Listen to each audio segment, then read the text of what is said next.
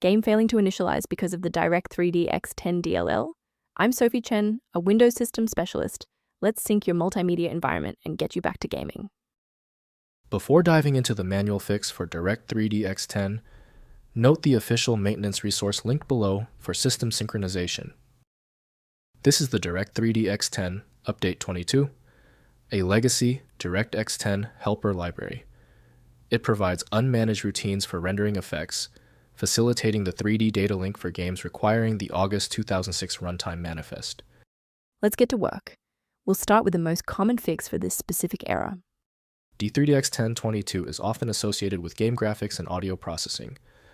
Reinstall the Microsoft DirectX End-User Runtime to restore legacy DirectX files, and update your GPU drivers for OpenCL, OpenGL, or CUDA support.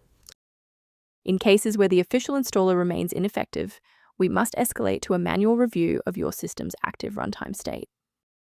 If your system has been running for an extended period, a reboot might be necessary to resync your background processes and clear any temporary locks on the DirectX 10 file. To avoid losing your place during the restart, bookmark this page now, or hit the like button to save this video to your library for easy access later. If a quick restart didn't do the trick, it's time to look deeper into the system configuration. If you need to pause the video to find your settings menu, I'll be right here.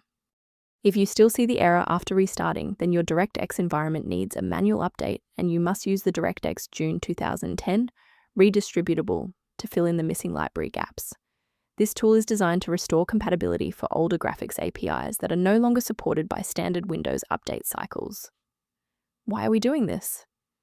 Well, corrupted graphics metadata often prevents the OS from loading older library versions, and this manual setup forces a clean deployment of the required binaries. To avoid future system conflicts, there is one specific security trap we should discuss. Please use caution. Replacing DirectX 10 DLL manually often requires administrative permissions that, if mishandled, can leave your PC open to external attacks.